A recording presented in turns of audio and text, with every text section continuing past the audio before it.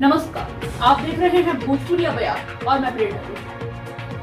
The diary of young girl लिखने वाली Anne Frank को घर का पता नाजियों को किसने दिया?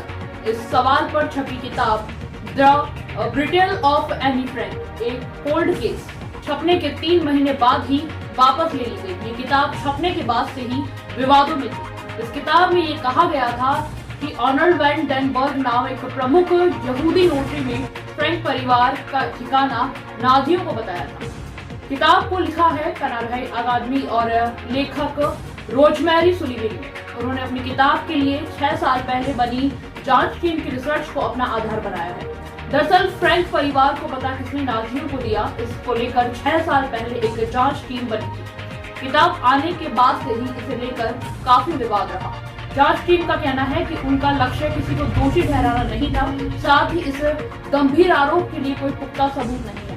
वहीं आर्नल्ड की पोती ने भी अपनी आपत्ति दर्ज कराई। उनका कहना था कि इस स्टोरी को पब्लिश करके एनी की स्टोरी के साथ अन्याय किया जा रहा है। उन्होंने हार्पर कॉलिंस से किताब के अंग्रेजी वर्जन को वापस लेने की अपील की। एनी मैरी फ्रैंक एक यहूदी लड़की थी। 12 जून 1929 को उसका जन्म जर्मनी के फ्रैंकफर्ट शहर में हुआ। एनी 4 साल की थी जब हिटलर सत्ता में आया। यहूदियों के खिलाफ नफरत फैलाकर ही वो सत्ता तक पहुंचा था। 1934 में एनी का पूरा परिवार नीदरलैंड चला गया। एनी ने अपने जीवन का बड़ा हिस्सा नीदरलैंड के एस्टमर्ट में बिताया। हालांकि फ्रैंक फैमिली के लिए देश बदलने से हालात नहीं बदले। यहूदी होने की वजह से 1941 में एनी की जर्मन नागरिकता छीन ली गई।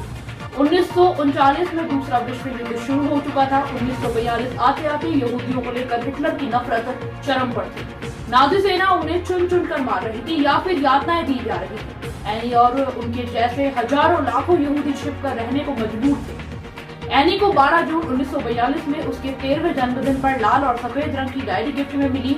एनी ने अपने डायरी का नाम रखा किटी। 20 जून को उसने अपनी डायरी में पहली बार लिखना शुरू किया।